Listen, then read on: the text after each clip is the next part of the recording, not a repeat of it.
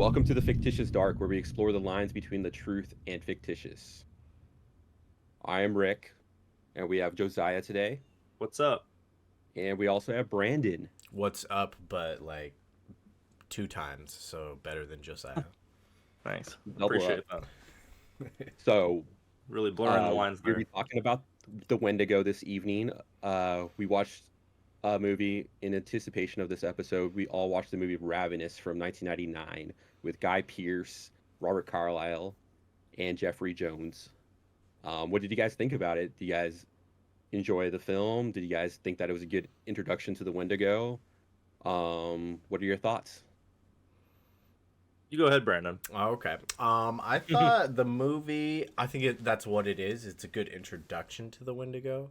There's a couple things about it that weren't necessarily super accurate when it comes to the Wendigo story, but it was a good one. It was one of those ones where it's like you think it's going a certain direction, kind of halfway through, and then it kind of takes a turn. And I was surprised how much I enjoyed that turn that it took. So I found myself enjoying the first half in a certain way and enjoying the second half in a completely different way. So definitely a fan of the movie, that's for sure. Yeah, it is definitely in keeping with the other films of its era. You know, possibly one of the greatest decades, or even half decades in film history was the latter half of the '90s when we were doing some really crazy stuff. So it is in keeping with that, with the turn that it has, and like Brandon was saying, it is interesting to me. I kind of recommended Ravenous because I had seen it once before, and it is one of those underrated little gems that not a lot of people know about, and this was never going to have mainstream appeal. Let's be real. But it's simultaneously a period piece, a satire, kind of a weird horror historical epic, and then also supernatural. Is it's got a lot of factors to it. I think that's why it's really interesting, is because you can approach the movie and enjoy it in a lot of different ways. It's definitely not a simple meal. It's got Yeah, several I felt courses. like it was like one of those films that was almost all over the place in terms of, you know, it's like genre. It was Mm. kind Yeah. of campy. It was horror. It was a historical epic, like you were saying. It felt like a stage play in few Yeah. instances of the film. But the acting overall was great. I think that's what carried the whole film. Um, some of the music, in my opinion, was a little off, a little campy, and made the film seem a little like whimsical almost in a Mm. sense. Um, and it took away from like some of the horror. But that last like I'd say about 40 minutes of the film really hit hard with the horror of the Wendigo and the whole message of the film of what it was trying to say. hmm Um, We should probably before give just like a little description of the movie for people that That's have where I was gonna no go next. idea what we're Oh, talking about. So as far as a brief description, what year was it set in again? 1999. 19. No, Or No, the it's the in year movie. that it came out. within the film. Yeah. No, it Let's was see. it was 1999. Yeah, Uh, they were partying. yeah, the Mexican American War. Yeah. Yeah, that's right. So yeah, it takes place in the Mexican American War in the 1840s. It's just like as far as the description that you'll read on like the back of the Blu-ray or whatever, it just says, these American soldiers have a encounter with cannibalism. Hmm. But it's a little bit more than that. It's these American soldiers at an outpost that's just kind of in the middle of nowhere. Nobody really cares about them. And then a individual comes along proclaiming a story of how he got stranded with this group of people, and then the people started eating each other, and how he partook in some of the cannibalism but regretted it, and kind of escaped from these people, from the big bad guy. And that's kind of like how the story starts off, and it gets into from there. And then as far as spoilers, If you care about this movie at all, maybe go watch the movie before finishing this, or just click ahead. Maybe I'll put a little timestamp of when we're done talking about the spoilers. But so they go out to this cave where he says the big bad guy who was the leader of the group partook in all the cannibalism and was really pushing for that. But then they find out that he's a liar and he was the one who ate everybody. And it was all like a clever ruse for him because he wants to eat the soldiers too. And then that's when we start to get into territory of, yes, Wendigo, but a different kind of take on Wendigo. You have almost everything in there that's the same with a lot of the folklore around the Wendigo, except the difference is they gain strength and almost have like superhuman traits from eating people. And you kind of have that happen with the guy ends up killing pretty much everybody. Guy Pearce, the main character, gets stuck in a hole in the ground somewhere where he's unable to get out, breaks his leg, and then he also has to partake in cannibalism because of his dead soldier buddy right next to him, and he has no other choice. So then it becomes this little like the bad guys trying to tempt him of like, join me, type stuff, and then where like the big twist is when he gets back to his compound, and then higher ups in the military show up and they're asking what happened. He tells them, but they don't quite necessarily believe him. And then the big twist is that they get a new guy in charge because of his superior before died in this attack. And that new guy is the same individual that is the Wendigo that tricked them and then killed all of them. But then he has no scars from, like, he shot him in the shoulder during the attack and everything. But he has no scars because he heals super fast because of this Wendigo thing. So that's a little bit of a change of like, you're more so you gain optimum health and you're just almost borderline superhero in the way that the Wendigo curse affects you. And that's kind of the difference between it. So I think going off this is a good time because we're talking about these differences. We should probably talk about what I call the general depiction, the current cultural depiction. Maybe you could say the westernized version of the Wendigo versus the original kind of tribal myths and stories around it. Because as far as from what I will posit, is Ravenous kind of takes my theory is that, to me, the Wendigo is almost like the Native American equivalent to the vampire in a lot of ways. And the movie kind of took that to its furthest extent and said, well, what if, like a vampire, you gain all these abilities, like these more... The original vampire stories were just, hey, what if this guy came out of the grave and sucked your blood out? And then, of course, they became more and more fantastical as it went along. So let's talk about, the appearance-wise specifically, the current kind of view of the Wendigo and how it's not exactly... It's a far cry from the original depictions. Yeah, the original depiction of a Wendigo is more so just a person who is starving, like starving, weak, skinny, just atrophied in almost every way. You can see their ribs, just not a pretty sight to look at. But yet, no matter how much they eat, they will never like gain any mass of any sort. And they can't eat anything other than people. It's an insatiable desire for human flesh that will just never be cured. And it kind of, the whole thing is that the only way to stop a Wendigo is to actually kill them, and there's no actual way you can get better. And the idea of that is that when you partake in cannibalism, you become possessed by a spirit. and that spirit is kind of like the Wendigo, and then so you become the Wendigo. And so it's a very a spiritual type thing where it is a evil, malevolent spirit, and it just creates cannibalism and everything. And so that's where like then modern depictions of the Wendigo really took a turn, where they introduced the whole like antlers on the head type thing. Do you guys know where that started?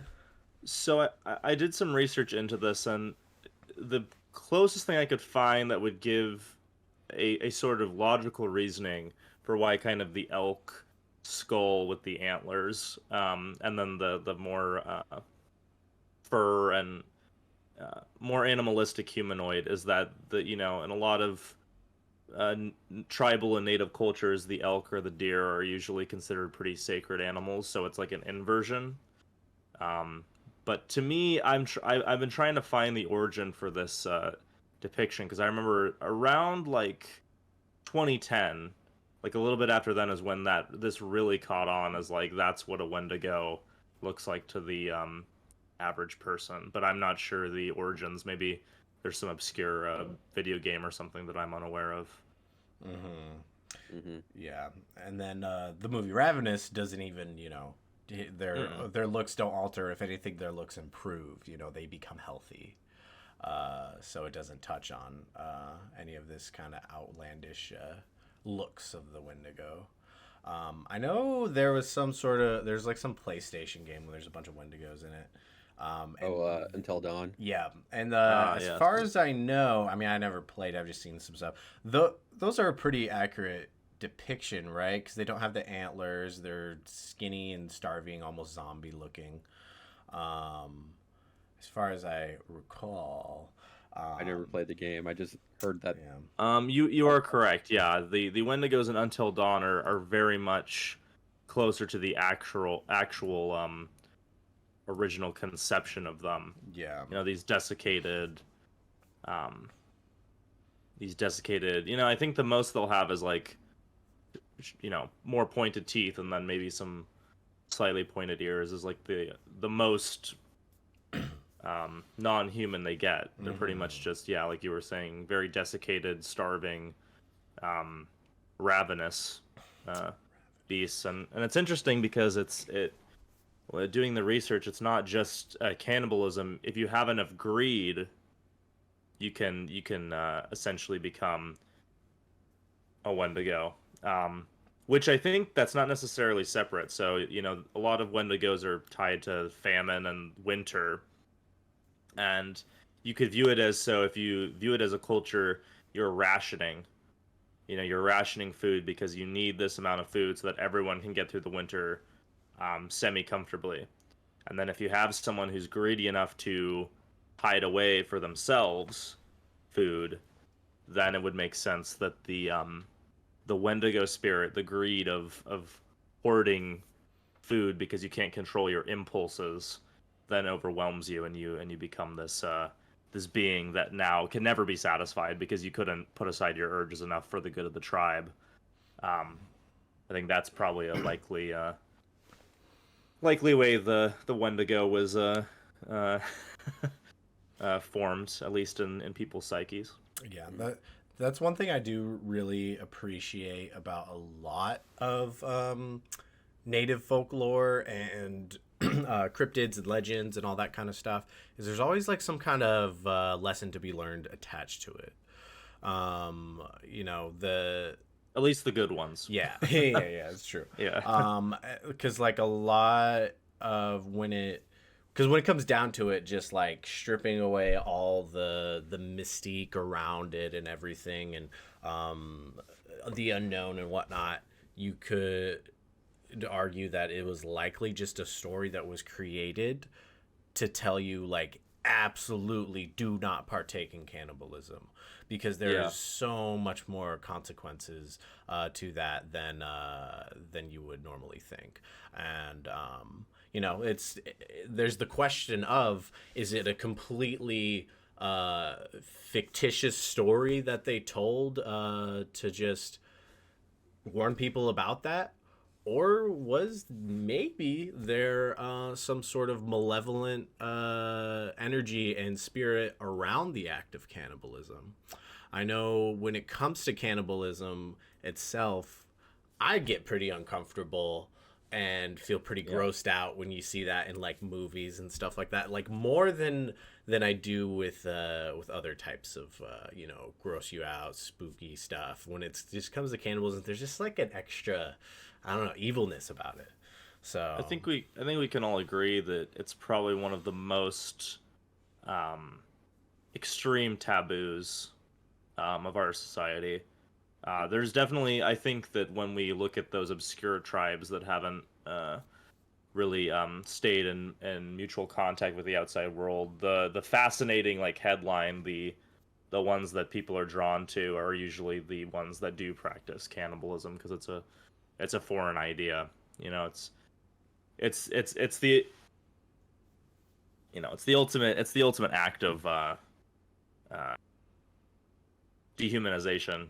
You know, it's like, oh, you eat your own species. You know, um it's in the it's not on technically on topic, but the Hannibal TV show goes into that, where they have a Wendigo in that show as well with the antlers, but not the ear skull. And a big part of that is like if you eat something, you absorb it. So if you eat someone, then you absorb their life force, and so that's like the ultimate evil thing to do, you know. Well, yeah. I think in Hannibal, it was the the character of the Wendigo turns it from.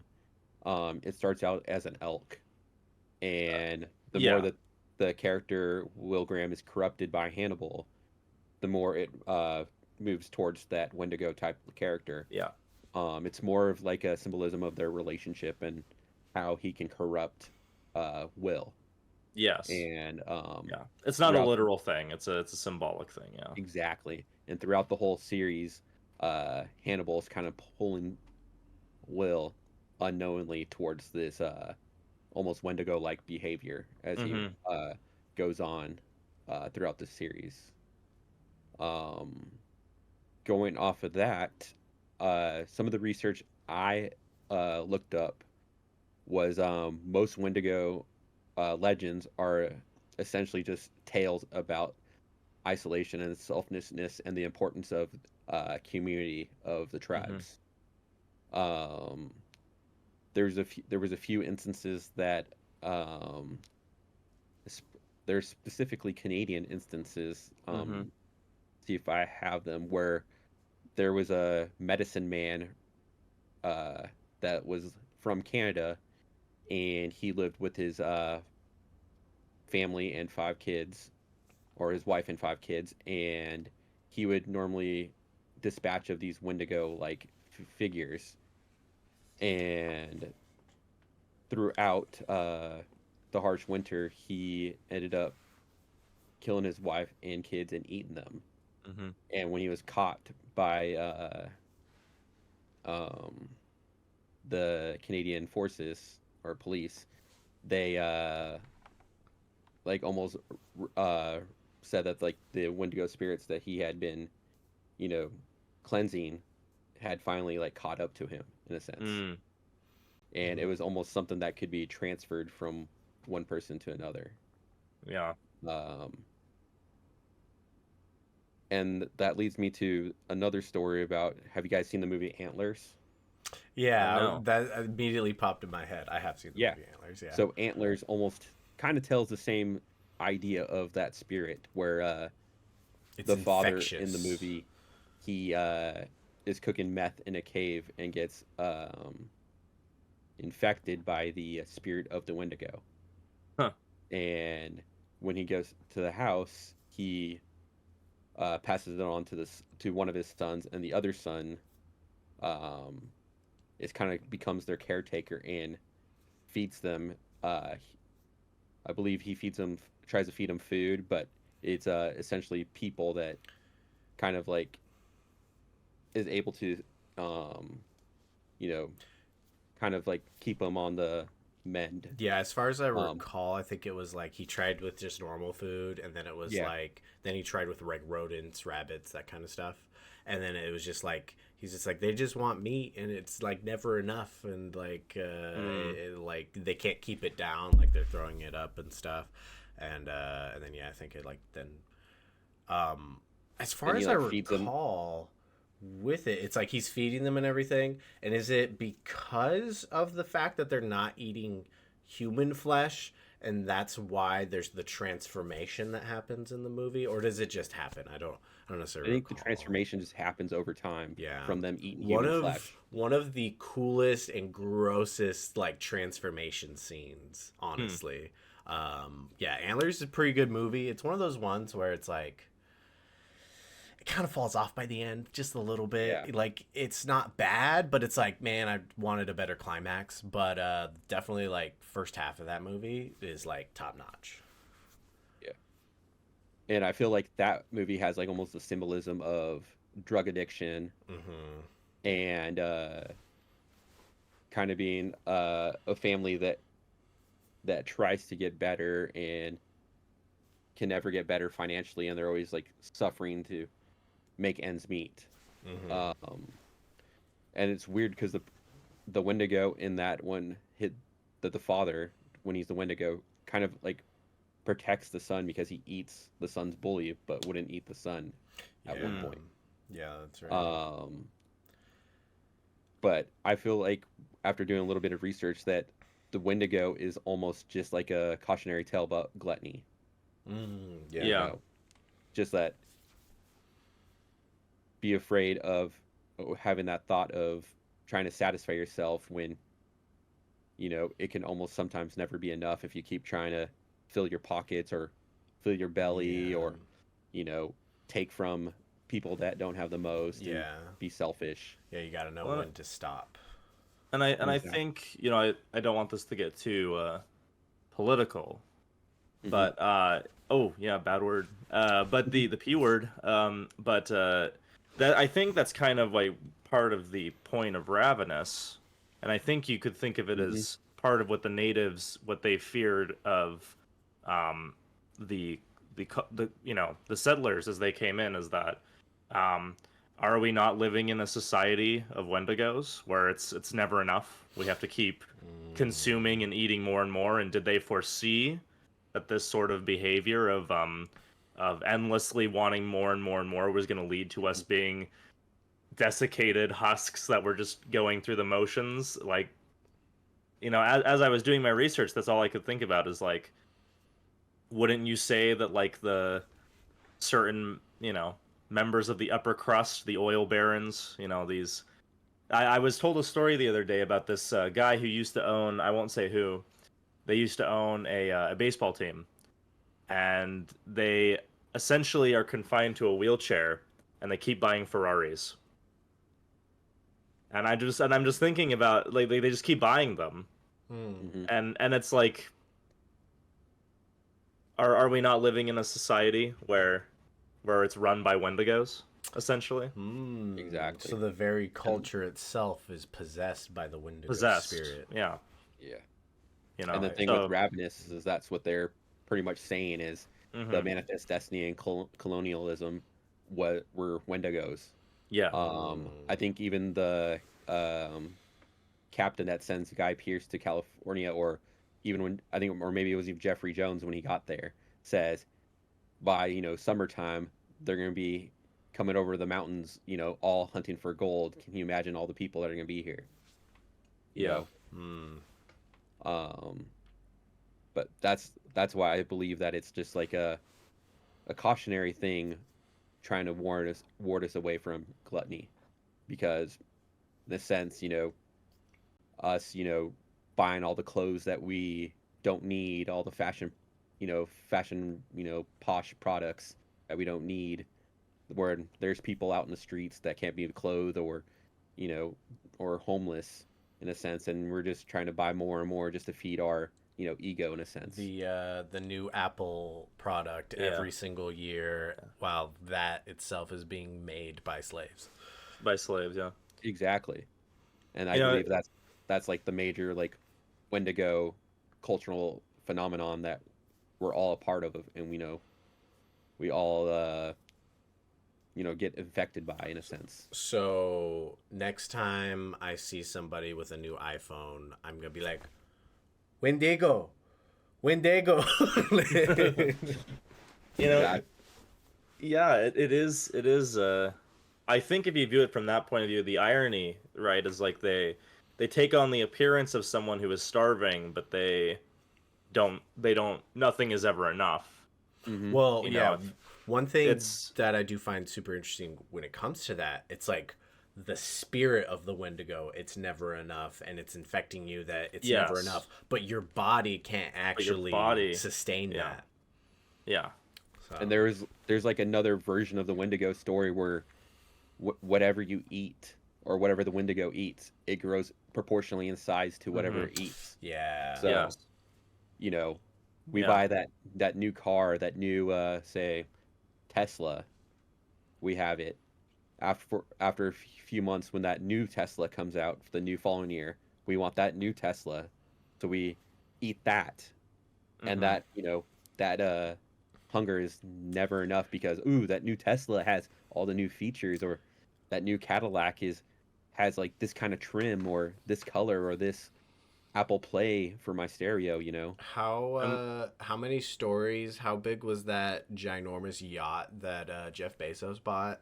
Like a couple years ago, or within the last couple years? It was like I mean, 100 or something. Yeah. regardless of where you stand on people who have wealth and resources, right? Because Yeah. I don't want to get like into the moral implication of having Oh yeah, hmm no. resources or anything like that, because I don't think this is the place. But it is interesting to think of like, yeah, I'd rather go into a rocket ship to go up into space for 5 minutes than feed 50 people on the Mhm. street.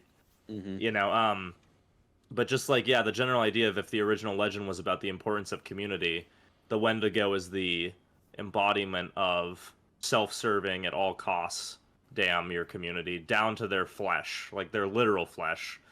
Um, but the spirit of the Wendigo, in essence, is completely about just taking from what's around you, and it's not going to sustain you. It doesn't sustain you. Like it's tied to the winter, and then if you view it from that way, if the culture of something is infected by the spirit of the Wendigo, eventually you're going to reach the winter, and there's not going to be anything left. hmm You know. There was a story where that I was reading about a medicine man that was trying to cleanse a Wendigo spirit from a person, and they threw up nothing but cold ice.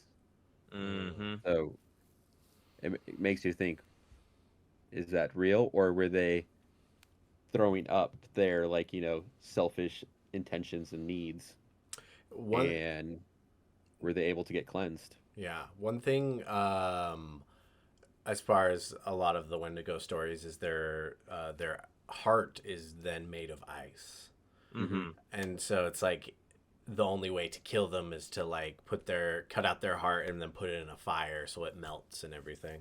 Which again, that reminds me a lot of the vampire, because the vampire, Mm-hmm.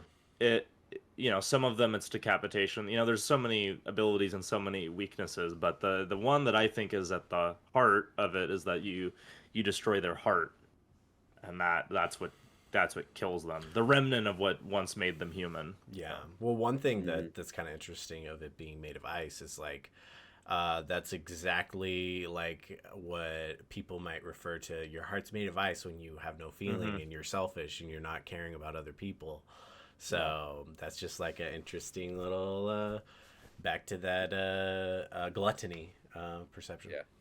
Well, it's funny if you look on the I'm looking on the Wikipedia page here, and they mention there's a folk story collected in the early 20th century. So this is after, obviously Manifest Destiny has occurred, and most of the tribes have been, pretty much the tribes have just been put on reservations, and this is when we have our first record of Wendigos who are able to communicate and long-term plan. So this one comes across a boy who is too skinny, so he spends time getting him to fatten up like the witch, and then when the time is right, then he feasts on you, which is essentially what I'm illustrating with the society is like they, you will grow up enough to be a cog in the machine, so we can suck you dry. But obviously, we can't do anything until you're ready to do so. Mm-hmm.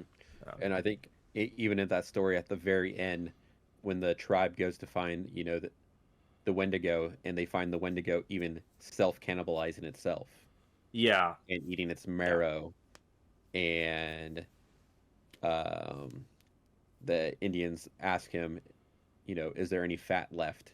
Hmm. And he goes, you bet there is. So the hunger's never satisfied. He'd rather eat himself than die. and stop. Yeah, and Yeah. die. Yeah, Yeah, Never stopping. It's never enough. Yeah. yeah. yeah. It's. I mean, to me, I could be wrong. I would say the Wendigo is probably the most well-known um, native folklore that we in this country specifically are most of us are aware of. I would say. Yeah, and I think like because of how well known it is, that's probably part of it as to why it gets like construed and mixed up with like the Skinwalker, because like the Skinwalker is also pretty super well known. Yeah. And then I think like a lot of the times is what it is like I think the Skinwalker's story of what the Skinwalker can do is a little bit more glamorous, but then that way that the evolution of what a Wendigo looks like is cooler. So it's like the deer antlers thing mixed with the Skinwalker powers, and so people just want to combine those. Yeah. Hmm. But yeah, we'll get into Skinwalkers on another episode though. That I well, feel because like skinwalkers have branched into UFOs and stuff like Skinwalker that goes Ranch. deep. Yeah. Skinwalker Ranch. That could be a whole episode just on Skinwalker Ranch, honestly. It's true. Yeah, I feel like the appearance of the Wendigo almost matches up with the appearance of Sasquatch as well, Mm. and Bigfoot. So this was one thing that Mr. Dovlu Spa, Oh. prominent filmmaker in the Washington area, I was The lead film. yeah, I was speaking with him because he watched our Bigfoot episode, and then talking a bunch of stuff, and he had an idea that what if a lot of the time Wendigo is Bigfoot, because the whole thing of, let's say like a real practical means, like not nothing paranormal, a person goes out camping or whatever out into the woods with their friends, bad things happen, they end up killing and eating their friends. Well, now I'm not gonna go back to society because I just ate people, so now I'm just gonna live in the woods. And then with what we talked about the Bigfoot episodes of like pigs and how pigs get hairy and stuff like that, so it's like this person over time gets hairy and everything, so then it's just like essentially a wild man, so but then also a Wendigo, and it's Well, like it's all maybe yeah. it's like a form of penance, like you permanently remove yourself from society because you know that you've crossed the line and you're no longer one of us. Mhm. It's one of those things where it's like I feel like a lot of these different legends and everything is often the same thing. Hmm. Mm. So it's like, what if the Wendigo is also Bigfoot? It's just because Right. ultimately the biggest difference is just the depiction, what they look like. A lot of the time because of these cryptid things being so elusive, you don't know a lot of the actual day-to-day characteristics that they may portray. It's just like, oh, I saw a creepy thing, I heard a creepy thing, it lined up with this particular story. So who knows? Wendigo is Bigfoot, maybe.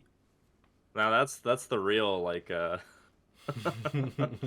that's the real in-depth conspiracy theory within the cryptid theory. That's something that I do think like diehard Bigfoot people and diehard Wendigo people would be like, Oh, "You're a heretic," yeah, yeah, How dare you do that? Yeah. But yeah. another thing that I was reading as well is that there's been no modern like Wendigo sightings, and Well, the unless you count the cases of Wendigo psychosis that Yeah. we have had to be a sighting because the person believed or the tribe believed that they were possessed, then that would count as a What sighting in a wasn't that sense. part of the story you said with the guy with his Yeah. family and the Canadian authorities apprehended Mhm. him? Didn't they Yeah, I think it was classify like that as Wendigo psychosis? 1900s for that one. So, I mean, are you guys brushed up on what Wendigo psychosis exactly is? From what I know, it's like an actual what do you call it? A mental categorization of somebody that like they resort to cannibalism in some sort of way, and then like they actually like they mentally break, and so then they Yeah. think that like they is. Am I adding too much as far as this goes? Do they think that that's all they can eat now as people, or was that actually part of the definition? I don't know. Well, in the cases, and Rick, you can correct me if I'm wrong, the cases of quote unquote Wendigo psychosis that we know of are people who are aware of Wendigos in from their culture, Hmm. and so they believe they are possessed, having crossed that line. Okay. Now, Yeah. if they've had a psychotic break, um, is there real? Again, I think I posited this on another episode. Is there really a difference between uh, having another personality and being possessed, Mm-hmm. like a DID situation? Like, is there really a difference? You know, from their point of view specifically, there isn't. You know, Yeah. um, I found like a definition for it from the International Statistical Classification of Diseases and Related Health Problems. It classifies Wendigo as a cultural specific disorder described as a rare historic account of cannibalistic obsession. Symptoms include depression, homicidal, suicidal thoughts, and delusional and compulsive wish to eat human flesh. And So another, you could go say ahead. that Hannibal did have Wendigo psychosis. you could, Exact, yeah, yeah. yeah. I think that's a. You could definitely say that. Um, he definitely in the show goes on some a god am I or anti god rants as Mm-hmm. if he believes that he is non-human. Yeah, and that he is like So superior to these other humans because he eats them. well, and if you look at psychopaths, you know, if you look at people who have I use that term, you know, don't come at me in the comments or do. You look at people In who case you have do. no empathy, who commit violent actions. It's like oftentimes their mindset will lead them to believe they are superior because they're not clouded by those pesky emotions that prevent us from doing as we wish. Well, yeah, it's almost like the it's a response to them justifying it in their brain Right. of I'm better than these people. That's why I'm allowed to commit acts of violence against them. Because if I truly think that they are on equal footing as myself, then my God, I'm a monster. So, in Right. order to not mentally break, they have to justify it and they have to believe I'm better than them. I'm a god. They are an animal to me. They are an ant to me. I can step on them. They are nothing to me. They have to belittle somebody in order to justify their own means, which, Well, and we don't even need to be psychopaths. We see that in day-to-day life as people with deficiencies in their own egos feel the need to put down other people so that they can feel a bit better about themselves. You back know, it's to just the P word, politics. That's where you well, might no, see no, that a lot. that's not even politics. Well, that's a tactic in politics, though. We have to It is. belittle. We have to It is. belittle to prove in order to prove I'm right, I have to belittle you. Mhm. And it's like you don't actually have to do that, but it is like one of the most easy caveman brain ways that we can achieve proving our point is just belittle the other guy. Well, yeah, because as humans, and our survival instinct is always to go to the person that looks the strongest and feels the strongest and cling to them. So if you're belittling your opponent, of course you're going to cling to the person that looks stronger for our will to, to survive. Mm-hmm. So Yeah. and I think that all like comes into encompass disassociation from like cultural standpoint. Mm. Going back to where a person's eating. There's cultures out there um, that sometimes, or not sometimes, that don't want to eat anything that they feel is evolutionally below them. Whereas most cultures, we eat everything to survive. Yeah, and there's cultures that view certain animals as sacred, and so you can't eat that because then that would be defiling something that is equal to or greater than you. Exactly. Like in Indian cultures, um, the cow. You know, Hmm. they'll And I stop think, and wait for the cow to cross for 40 minutes the road. Mm-hmm. and I think for like some Persian and Arab cultures, it's the pig. Correct. Hmm. Yeah. I think so. I mean, there's always some kind of animal. It's like for America, the eagle, but that hasn't really. Well, it's dogs and cats. You don't eat Yeah, those. I Whereas think if like yeah. It's kind of we react to someone eating a dog in another culture as like, oh, that's purely disgusting, and yet yeah we'll eat like cows and pigs and all that other stuff. yeah It's just perspective. definitely. It's a matter of survival for us to eat. Hmm. Where if we look at other cultures that raise dogs to eat them, we think it's Hmm. savagery. You know, Yeah, uncultured. that illustration I sent to you guys earlier. It was humans turned into beavers that the Wendigo was eating. Like, so bizarre. Like, Hmm. that's almost to me is like indicative of that whole we have to change, they're not really people, we have to change them to another animal so then I can eat them. Okay. So Yeah, we have to view them as a men. lower entity. We Uh-huh. can't view them as like the same, Yeah. foothold on society. Yeah. That one's interesting. Yeah. Yeah. I think the whole, obviously it's iconic wherever it originated. The whole elk skull, the antler design Yeah. is obviously very iconic, but I don't think there's enough there. I think the original concept is just so perfect on its own. It's simplistic, but that's the point. Is because it's so applicable to gluttony and greed and cannibalism. Uh, Yeah, that's because just my take on Yeah, it just it antlers are just cooler, I guess. it. Well, yeah. I mean, well, we have to put that like almost like mythical take on the creature to make it seem it's supernatural and we don't uh-huh. want to get possessed by it. Whereas if it's another human, we're on equal ground with them. We're not going to be like them if we don't follow in their footsteps, type of deal. Yeah. But if it's a mythical monster that might possess us or Uh, distance change us, yourself from the possibility. Yeah. exactly. Yeah. It's Um, another version of belittling it but like just otherworldlying it. Yeah, yeah. Remove it from people more. It's kind of like the whole idea of there's this idea that the vampire and the werewolf are the same base concept.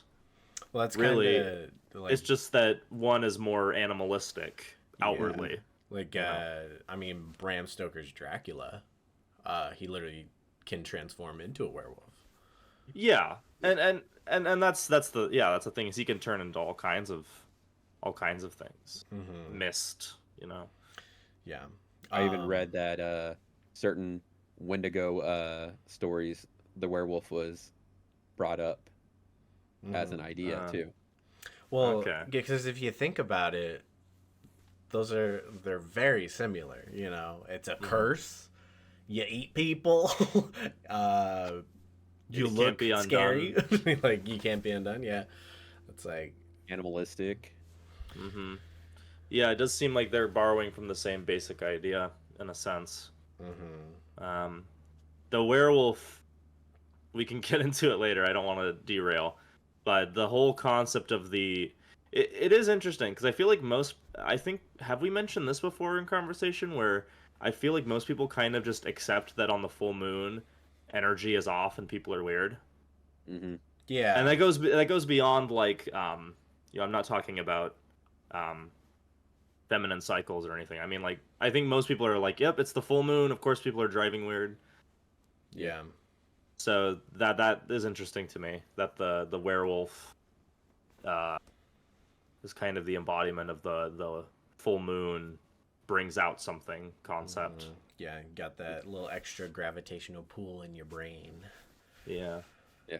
It's one of the ideas at work where if people are being weird, we're like, well, there must be a full moon out, and sometimes it Yes. Yeah. justifies the moods and temperaments of some of the customers that I deal with. Mm-hmm. And I'm like, oh, it's just a full moon, whatever, it'll be better tomorrow. Yeah.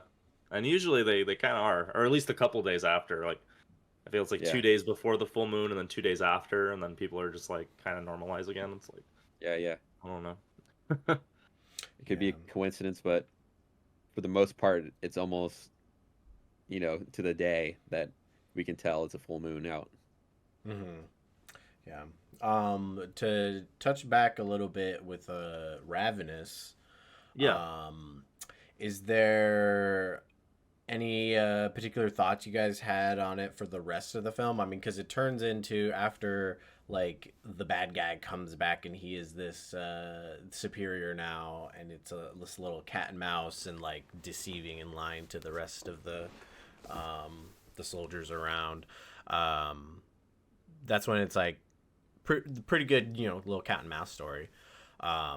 Did you have any thoughts about how it plays out in anything? As far as, I mean, there's not too much more like Wendigo like peculiars about it. It's kind of same note on that end. I mean, he's trying to get him to join him and everything, but Misery loves company. yeah, Yeah. I think you want to validate yourself. I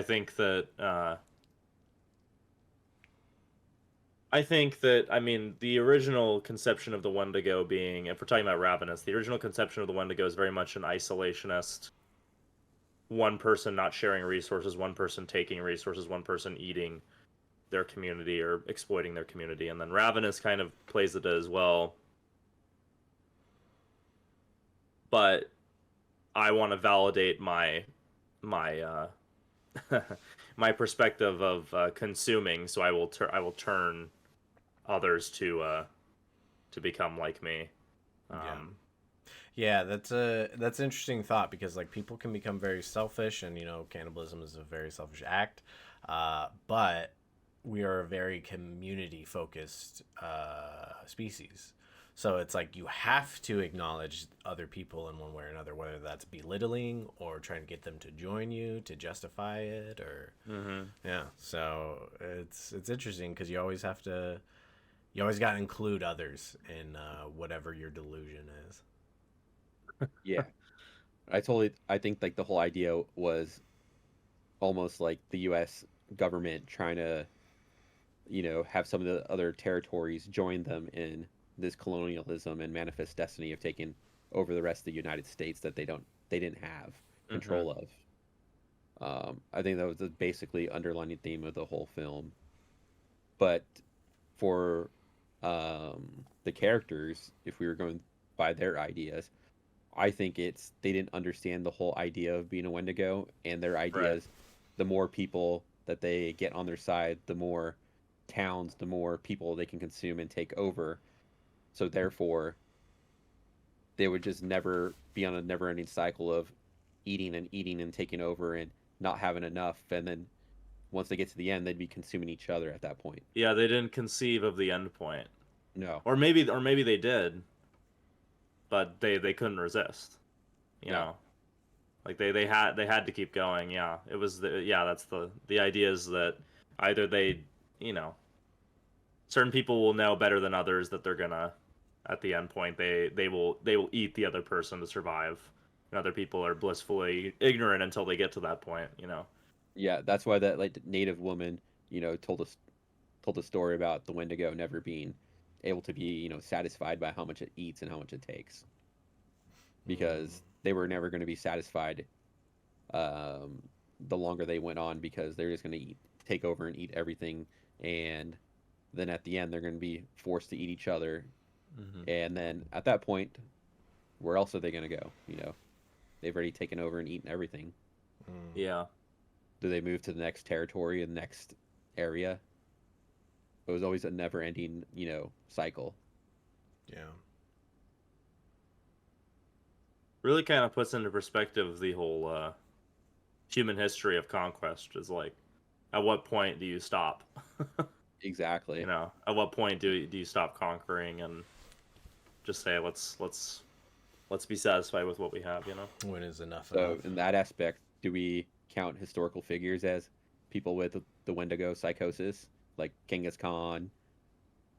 Alexander Alexander the Great. Yeah. Napoleon, Adolf Hitler. To a Yeah. greater point, the American, revolution, where we started taking over different territories, like We got our ravenous. freedom, and then rather than stick to our land, we had to go out farther. Mhm. It's kind of the dark flips. Really, like, we're kind of getting down to these giant spiritual, psychological, humanist themes, but it's really the dark side of the desire for knowledge, Mhm. in a sense, or the desire for knowledge and resources and to achieve things is good, but the flip side is that if you don't know when to stop, if you can't fill that hole in your ice, in your heart, if you But can't find, satisfaction, then you're going to keep going. but how do we know when to stop? I don't know. That's up to you. Exactly. Enough's never enough. That's why Yeah. there's some of us that have like 50 million books sitting there on our shelves, where we are trying to like consume all this knowledge and learn and learn and learn and learn. When will Mhm. it ever be enough? We don't know. No one will ever tell us. We're the only ones that can tell ourselves that. But then at the end, do we have self-control to contain our Wendigo psychosis? Mhm. All right. With all that's been said today on today's episode, do you guys have any last ideas or anything you'd like to say while we're finish up for tonight? Wendigos are creepy, evil. Definitely don't want to any of that juju, but yet they're kind of cool. So it's hard to get some of that juju. Ravenous is a good movie. Antlers is a good movie with a little bit of a letdown of an end, but I still recommend that movie. And then even Hannibal, all the Hannibal movies, plus the TV show, underrated. So not even necessarily underrated. Underrated because not everyone has seen it. So Yeah. that show is so good. And yeah, the whole evolution of the look of Wendigos is just, it looks pretty cool. So that's something I'm not mad with, where it's like, why did it change that way? Why is it so like fictitious? But it's something I'm not mad at because it looks pretty cool. I think in the wide world of how many crazy creatures and fictional creatures we have floating around, if it's something that gets a little distinction on it, that gets more eyes on it, doesn't change the original story, I won't say I'm in favor of it, but I'm not against it at all. I think it is a cool design. I think it's an iconic look for a creature. But people better put respect on the simplicity of the original. No, but yeah, I think the Wendigo is probably, because again, werewolves, they do eat flesh, they do kill, vampires do drink blood, they do turn you, but Wendigos specifically kind of embody that cannibalism, and specifically eating, like, usually friends or family, or travelers you come across. So I don't know if anything's gonna really beat the Wendigo on that front. I think it kind of embodies that. It's similar to how Bigfoot, in some ways is like so embodying of the kind of the wild man, the missing link, as far as cryptids go. I think the Wendigo can't really be topped as far as cannibalism goes. It's kind of got it covered. Oh yeah, for sure. It's awesome. I love talking about it. So Alright. Also, subscribe, hit that like button. Maybe the subscribe with the bell icon. Share in Reddit threads. Share on all the threads. Um, Tell your grandma about the Wendigo, and then she'll tell you of her infamous Wendigo encounter that you never knew about. Oof. And please, please, please go watch the greatest TV show in history, Hannibal. It is the greatest TV show ever made, next to Twin Peaks. Ooh. And Ooh. don't forget to possibly maybe feed your Wendigo psychosis A little by bit. learning a little bit more about Wendigos and consuming all that knowledge. But tread lightly. Tread lightly. And until next time, guys, keep blurring the lines between the fictitious and the truth.